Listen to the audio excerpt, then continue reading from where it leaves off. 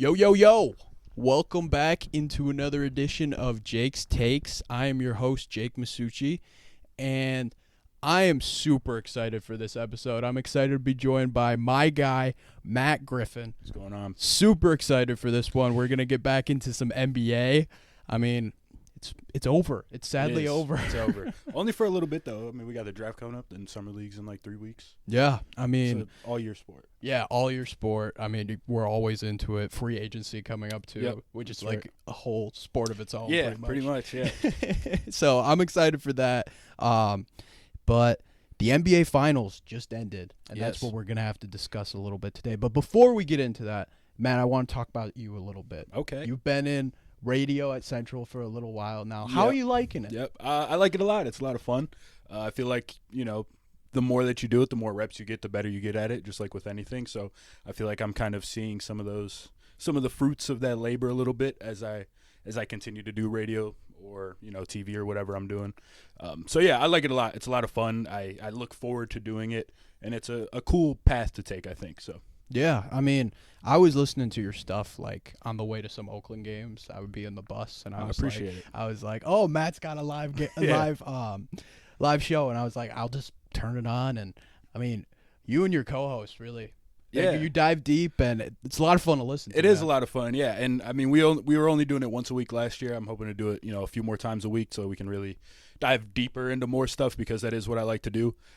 But yeah, it was a lot of fun. I felt like, it felt like it was a show that I was kind of proud of, because you get 2 hours, I can really talk about what I want to talk about, hit everything that I feel like is important, and not just maybe go over like the highlights or whatever. Yeah. You know what I mean? I like getting more detail-oriented stuff in when I can. So yeah. Yeah, I mean, especially when you look at sports like the NBA and the NFL too. Mm-hmm. Like, that's kind of the best way to dive, like to just go into it, is to dive deep and look at each adjustment in every scenario. I think that you can find. I mean, I think that it's so easy to find just sort of like updates or people kind of talking about a really baseline level thing, whether it be basketball or football, particularly basketball. Like, you can turn on First Take or whatever, and you'll see the storylines.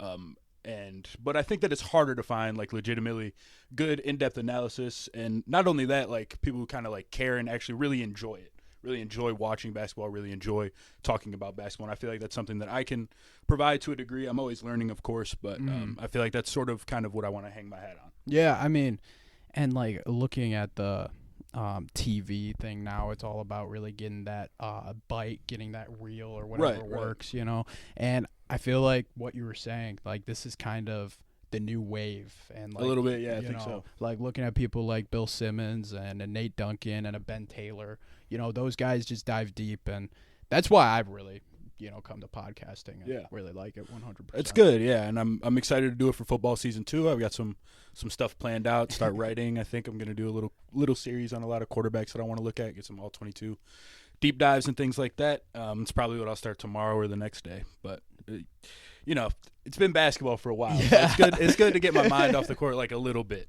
100%. Well, let's get back into the court. We got to talk about the NBA Finals. You were over last night. I was. We watched Game 5 of the Finals. Yeah. What are just some of your thoughts like coming to your head about the game last night? I mean, I think like where you kind of got to start is that it was obviously like a slugfest. Yes. A really defensively oriented game. And although it was a slugfest, although it was a defensively oriented game, we saw an extremely efficient game from Jokic.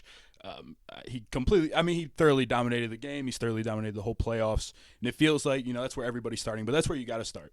I think it was one of the better playoff runs that I've ever seen. And I thought yesterday was a pretty good capsule on that. The Nuggets are a team, like I think it's tough to make their offense slog down like Miami did yesterday.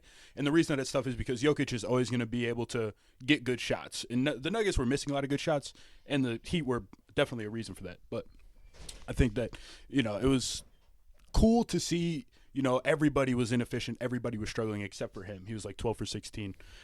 So I think that that's where you got to start, is that they won that game because he was that dominant. Yeah, and it was kind of the whole series where Jokic, like, he couldn't be touched, really. This guy was sensational throughout the whole series. And the funny thing was is that last night was the first time that I thought his passing was a little off. He had 6 or 7 turnovers. He did. Also, but we were saying throughout the game it where felt like he was making it felt plays like too. he was making the plays, Yeah. and the guys had open shots, and he could have had like 12 assists. Yeah, if he wanted we to, mentioned that a couple you know? times. Like, it was like, oh, Jokic only has 4 assists, but I've said 6 times this game. Like, oh my God, what a pass!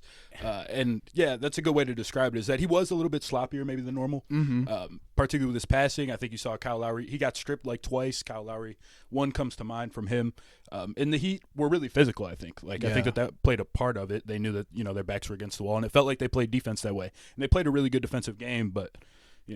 There's only so much you can do, and they're not the best offensive team, and I think that it came back to bite them. 100%. And, not having a healthy Tyler Hero kind of hurt because that could bring a lot of creation and things of that nature. And everybody, I was texting with one of my buddies earlier. He was like, you think I should take the Heat tonight? I feel like they're going to win. They get Hero back. And I'm like, Hero might not even play. Yeah, I don't – for sure. Hero, I think, would have helped them, and a lot of people kind of have argued about that because obviously they got this far without Hero after being an 8th seed with Hero. Yeah. But I think in this series particularly, because the defense could only be so good against Denver, and Hero is a pressure point for the other team, no doubt about it. However, they did obviously severely shot making, and when you're expecting so much out of Duncan and Strus and Vincent, who have been incredible throughout the playoffs for sure, and especially Duncan, I think I've been really impressed with how he's been able to sort of parlay his shooting ability into open looks for other people as well as for himself, getting to the hoop. He's always had it, but he's really figured out how to use his gravity to manipulate defenses, I think, in this particular run. 100%. But they haven't, they don't have the shot makers really that Denver does or that any other, high seed or elite team does, and Tyler Hero is their best one, and he hasn't been able to play. Yeah, that's 100% true. Question, do you think that if Boston was in this scenario, would this be a longer series? Would Boston have more answers for Denver? I think that it'd be a longer series probably because Boston has, I think you feel a little bit more comfortable going 2 bigs with Boston. Definitely feel more comfortable going 2 bigs with Boston. Their guard play is a little bit better, I think. And again, the Heat relied a lot on role players making shots throughout the playoffs. They're I think the 29th best 3-point shooting team throughout the regular season. Then you get to the playoffs and they're all hitting threes. Yeah. And it kind of felt like that had to come down back to earth at some point. Boston was sort of the opposite. And they could shoot the lights out throughout the whole year. I would anticipate that, that would have continued. Yeah. And I don't know that, Denver would have had a ton of answers for all the guys that they have. I still would have picked Denver. I still think Denver would have won in 6, but I do think that they were that would have been a little bit more competitive of a series probably. Yeah, 100%. Looking at Boston and why I was so curious is they have the ability to use those 2 bigs and have one and help. I think what the Lakers did was basically the similar. only thing. But we the Lakers saw. don't even really have the bigs to do. They tried out Tristan Thompson. You Yeah. know what I mean? And the Celtics, you can play. Grant's not a big, but you got Rob Williams and Al Horford you can play. I bet Cornette would have got some minutes. They have a bunch of guys that they have more guys, I should say, that they can go to. The Horford and Robert Williams lineup would have probably been pretty effective against the Nuggets in particular, or more effective than it was against the Heat, especially because Rob Williams plays that free safety role. It's kind of been his thing over the last 2 years. He was super good at it last year. He kind of fell off with it a little bit this year. You could see it in some of the metrics. He dealt with some injury, et cetera, et cetera. But, I think that he probably would have done a better job of sort of, maintaining a decent level of defense against the Nuggets, especially because Horford, he's a guy who's given fits to Embiid even. So guys who can score in the post, it feels like Horford's a good matchup for them. Yeah. Because he's so strong and so smart. And so that matchup probably would have been a little bit tougher for the Nuggets and the guard play, as I mentioned. They have guys who can consistently generate rim pressure a lot more than the Heat do, whether it be Brogdon or Jaylen Brown or Tatum. All those guys can get downhill, and the Heat don't have that to the degree that Boston does, especially with Jimmy injured. Yeah, 100%. We just saw it time and time again with Miami. It just did not seem like they had enough. You'd see them getting good looks, and they just weren't hitting. Yeah. Or on the when Bam Adebayo's taking 20 shots a game, it's not great if you're Miami, and I like having Bam be a part of the offense, right? But I just don't think he's that guy where it's you can't rely on him to be your number one scorer. I think 100%, and I just don't think they had enough to compete. They didn't 100%. have enough firepower. Yes, I think what you're trying to say. Yeah. You're right. They didn't. And maybe if they had another insane series from Caleb Martin, or something like that, then maybe they would have. But it's tough to expect that to happen again. Yeah, I mean, 100%. That's why he's a role player. 100%. So I want to look at the Nuggets and where they rank among the past champions that we've seen the past couple of years. Yeah. So let's go back 10 years. 10 years. Okay. 10 years from now, which I think was Miami's second. 2013. Yeah, 2013. Yeah. So looking at those champions, where would you put them in the last 10 years? 10 years. Oh, it's interesting because I think Denver is better than almost any team that would have came in the early 20. Like, I think that basketball has just sort of evolved from that time, so it feels like the best team now is probably better than the best team then. However, obviously they have LeBron and Dwayne Wade, although not quite prime Wade anymore. It's interesting. Maybe I'd have to look deeper into it, but it kind of feels like that Heat team was a little bit better. Like, I think that's probably fair. Really, like peak LeBron. But it's kind of tough to. Also with me too is I really like those 2014 Spurs. Yeah, that was a really good team too. That team was tough. Similar, I think, to the Nuggets this year, like sort of ball movement heavy, and a lot of guys kind of getting shots, and their best player was a big. Well, I guess Kawhi was the Finals MVP, but throughout the year, their best player was a big who wasn't very flashy, I guess, and the fundamental stuff. So maybe there's some interesting parallels between those two. I guess I'd probably take the Nuggets slightly. Okay. Just kind of, I don't know. I mean, these are just kind of vibes. Yeah, no. But I feel like the Spurs, fair enough. The Spurs had some more struggles throughout there. Like the Nuggets just ran through the playoffs. Yeah, the Nuggets ran through the playoffs, but also back then, like for me, I think the West was pretty stacked. Like, the West was tough. It definitely was tough. Yeah, I mean, like looking at it too with the Spurs is they won 62 games, and just ran through everybody, and it didn't even seem close in the Miami series. No, it didn't. I remember that. But I think was that tough. Was not the best Miami team because Wade was really sort of a shell. Miami fell off. It was really LeBron in that series. Yeah. But the fact of the matter is I think that was probably one of the most dominant finals like we've seen. Yeah, true. There was never. I remember watching that. Yeah, other than 2017 Warriors, which I think is untouched. No, that's the best team ever. I think. Yeah. But outside of that, like. Yeah, I think the Spurs is that's a good argument. I mean, Jokic to me is just clearly the best player because that's old Duncan. Yeah, and so maybe that's why I'm sort of giving the edge to the Nuggets is just that the Nuggets have the one dominant guy, and the Spurs don't, and maybe that's unfair, but I don't know. It's kind of where I'm at. And then the 1-2 teams I want to look at is Milwaukee in 21. Okay. And Denver. Because Milwaukee could play a too big lineup on the Nuggets. And I think it would be like an interesting matchup to look at. Yeah. But I would give the little nod to Denver. But like I feel like I would too. Just looking at that, it was I would go Nuggets. I would go Nuggets too. I think that Milwaukee team really good, and Giannis that series was incredible, super special, one of the better final series I've ever seen. However, they did kind of have the tendency to slog down in the half court. I feel like, and I think it's hard to beat the Nuggets if that is a problem for you. Okay, and I feel like a guy like Aaron Gordon could have done an okay job stopping out, done an okay job on Giannis, relatively speaking, obviously.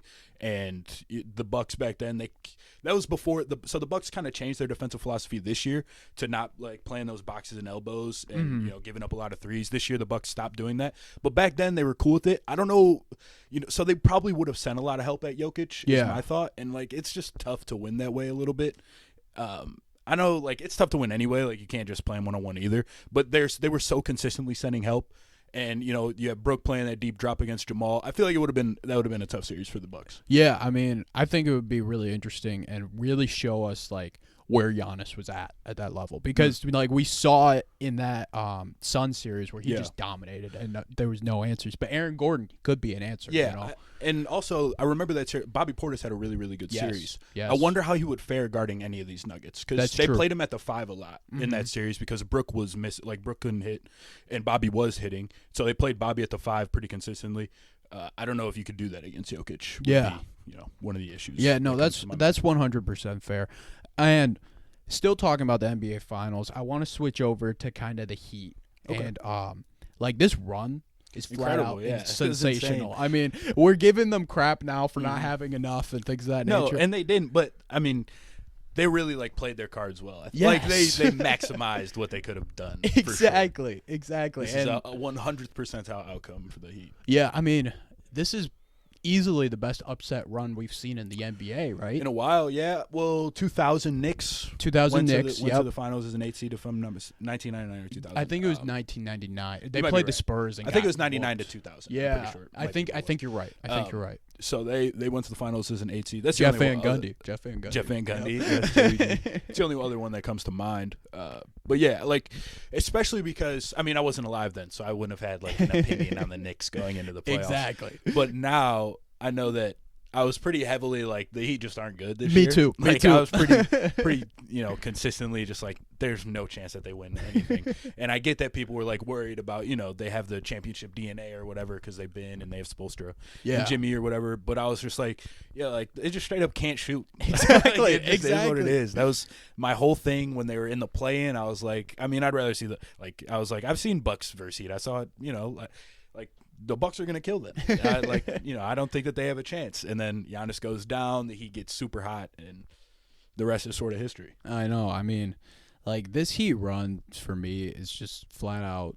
It's crazy because they could have lost to the Bulls and just been out of the playoffs. They absolutely could have lost to the Bulls. They lost to the Hawks in the play-in. And I remember, I was on radio, before the play-in or whatever, and I was like, I mean, I think the Bulls have a way better chance of winning a game against the Bucks than the Heat do because, I don't know, I just believed in the pull-up shooting or whatever, and that wasn't the case. I mean, for the Heat won a couple. For me, where the Heat lost me was losing to the Hawks. And I picked the Hawks. I said if the Heat got the 7 seed, I'd be looking at them because I thought they were a good matchup for the Celtics. I really thought they were a good matchup. Well, you ended up being right. Yeah. I mean, I kind of thought they would. I kind of thought they would beat the Celtics. The Knicks. I thought the Knicks could do some stuff because Brunson actually attacked the zone. I mean, Jokic attacked it better than anybody. Brunson Brunson played really well. good. Yeah, he did. He had a really good series. Randall's, playoff struggles seem pretty apparent now after a couple of appearances. So that's kind of where they lose you a little bit. And I think that the Knicks, to me, their strong point throughout the year was their bench, was that they had depth with guys like Quentin Grimes and Quickly coming off, coming off the bench pretty consistently and just playing really well. Like it felt like they had the best bench unit in the league to me. Hartenstein as well is probably one of the, premier backup bigs in the league, and those guys didn't really show up to the degree that you wanted them to either. So, the Knicks, I didn't expect them to beat the Cavs, to be fair to them. So I guess they sort of.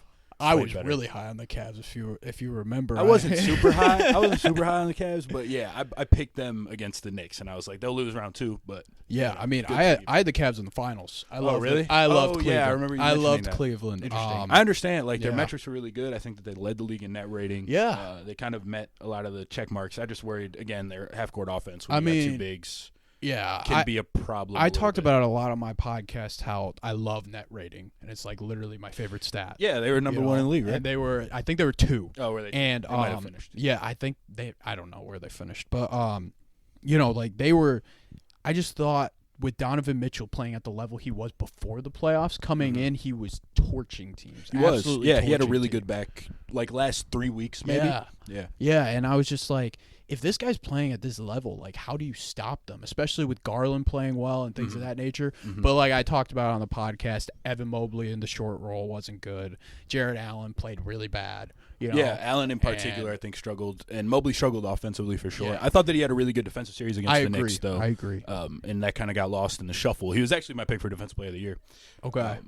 And I love it. I really do like Evan Mobley's game. But Me too. Offensively, he struggled, and on the boards a little bit too. I think him and Allen were disappointing against Mitchell Robinson. Yes, 100%.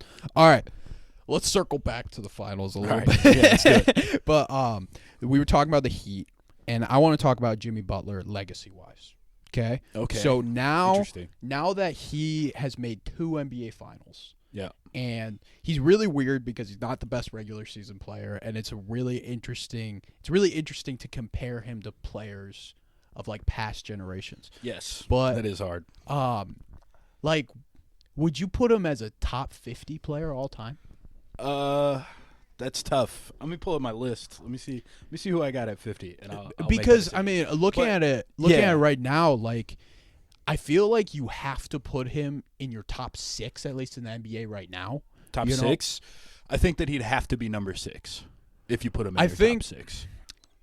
Yeah, I feel like the top 5 is. Who would you have as your top 5 then? Okay, so just Jokic, Giannis, Steph, I think are the top 3. Yes, I agree with that 100%. And then I think it's Luka and Embiid at 4 Luka and and 5. Embiid, okay. And I feel like all those guys. See, you're higher on Embiid than maybe I am. And that's just because I've always been lower on Embiid because I don't think his play style has led to winning. He just hasn't gotten past that second round, Okay. So I actually put, I think, where did I have it? I think I had Jimmy 6, and then Tatum 7, and then Embiid. So you have Tatum over Embiid too? Yeah. Oh, well, I would disagree. I think Embiid's just a lot better. Like, particularly both with Jimmy and with Tatum. I understand there are definitely limitations right now to what Embiid can do in the playoffs, and part of that is that he can't stay healthy, it feels like. And I think that if you're really accounting for that, then yeah, that's probably fair. However, I do think that if you're starting a whole season, like Embiid's, he just had one of the best scoring seasons ever. That's fair. You know what I mean? Like, he was 33 a game on ridiculous efficiency. And he's a really good two-way player. Like, he has a pretty strong defensive impact. I agree that there's limitations to his game, and in the playoffs that those kind of show out a little bit. But I still think that, like, you can watch him sort of just bend the whole defense his way. Like, you have to really, really account for him in a way that I don't think you do with Tatum or with Jimmy. And I think that defensively, both Jimmy and Tatum are really good players defensively. However, I think that the impact that Embiid has as a rim protector is probably higher than either of them can reach as a wing. Yeah, I mean, seeing, thinking about that for me is really, I just look at players and how they impact winning, Right. And no, I get that. Yeah, I mean, 100%. And with Tatum and Butler, like, I just constantly see these guys, and they're getting to the stage. They're getting to the Eastern Conference Finals every year. Tatum's been there, 5 straight years now? 4 straight years? Yeah. Yes, Jimmy Butler. Right. Jimmy Butler's made the NBA Finals now twice in the past, 3 years? And 4 years, yeah. And, these guys, they're getting their team to the next level, and especially with Jimmy Butler. Like, we just talked about how lackluster this team was. Yeah. And how it's probably, looking at the team, maybe the worst NBA Finals team we've seen in a long time. Yeah. Looking at the team as a whole. I think that's fair. And then looking at Jason Tatum, he's so young at the moment. Everybody talks about that, so I don't want to be the guy that says he's 19. He's 19, exactly. But with Tatum, I feel like we're just not respecting how he's always getting his team to at least the Eastern Conference Finals, or at least to the NBA Finals, and he's gotten to that step where he's made the NBA Finals, and, he hasn't fulfilled that goal, but Embiid's now, what is he, 28? Yeah, and we haven't seen him make that next step. You're right. And for me, looking at the NBA playoff preview, I did it with Drew Comer, and I said the two people with the most pressure going into these playoffs is Nikola Jokic and Joel Embiid.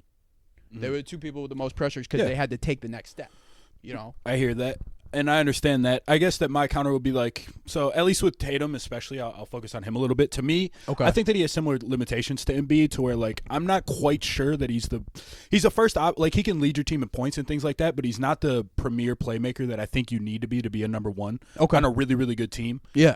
Or on a great, great team. And I guess they were a great team. However, I also think that, and they were a great team throughout the year, don't get me wrong. I thought that they were the second best team throughout the whole season. Me too. However, to me, a big piece of that is the fact that, to me, the Celtics just have the best group of role players in the league, and I don't even think it's close. And they're super deep, and all the guys can hit threes, and all of them can play defense. And I think that we can tend to overrate winning a little bit when you think about who is the guy that averages the most points on the team. Yeah. Tatum does average the most points on the team, but I don't think that he's the sole contributor or the sole reason that they're that good, or even the reason. That's fair, yeah. I think that that team has an elite defense, and they have for the last couple of seasons when they made these deep runs. And Tatum is a piece of that. Don't get me wrong; he's a really good defender, but he's not the whole thing. And that's just as much a reason as to why they're winning games as their offense. You know what I mean? So I don't necessarily. Yes, he definitely impacts winning on a really high level, and I think, yes, he's definitely a top 10 player. I wouldn't consider him to be better than Embiid, because I don't if I were to just break the game down a little bit and just be hey, who's a better offense? Who would you rather build an offense around? I'd say Embiid. Who would you rather start with, to have a really good defense? I'd say Embiid. You know what I mean? Which is fair. I think that when I just think about it that way, Embiid had Harden, who struggled in the playoffs again.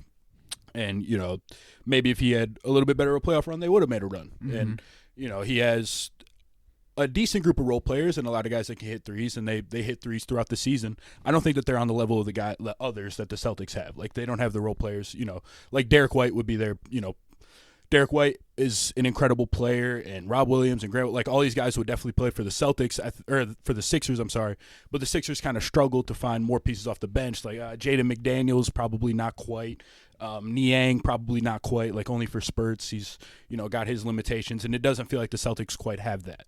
Yeah, I mean, which is 100% fair. And looking at it, I've always looked at Tatum, and I'm like, this guy's just incredible shooter, and in the big moments it seems like he always like has stepped up. Game 7 before that last game. Yeah, but the rest of the series he's never as good. Yeah, which is fair, but there's I think that I value them all equally. Yeah, but like James Harden's always had that knock too. He does. Yeah, he's on, and then I think he deserves it. But Embiid doesn't get that knock as much either, but he has the same problem. Yeah, but he doesn't have the problem to the degree that Harden does, I think. And part of the issue with Harden's problem with that is if he is off, he's not giving you really anything. Do you think Tatum has the Harden problem? No, not quite that. But we have seen him like struggle. Like the Miami series, he was really bad for a lot of it. Yes, and last year in the finals, he was really bad for a lot of it. So it's 2 years in a row that he's kind of flustered out of the playoffs with pretty bad series. And I think Jimmy also, like compared to Embiid, Jimmy had a couple of rough series too. And you look at the rest of the team and say, hey, these guys aren't great, but like they all stepped up and played great. Yeah, you know what I mean. And that's what really matters. Like Caleb Martin wasn't just Caleb Martin for that series. He was a 20-point per game scorer, really efficient. He was creating for himself. It wasn't all just like open threes or anything like that were being generated by somebody else. Mm-hmm. And I think that you have to account for that too. Like it's not just the names on your team; it's how they play. That's true. That's 100% true. For me, it's just difficult to put Embiid there just because Tatum has beaten them so many times in the playoffs as well. Well, I mean, then why would you have like Luka? Luka. I feel like it's just him, like, what he did last year is really the main part of it. Yeah, I like, get that. With but that then this team, year, but I mean, if you're just looking at this year, though, right, like they didn't make the – and I still had Luka first team All-NBA. I'm just asking from your standpoint. Which is 100% fair. Like, I think the Mavs screwed him.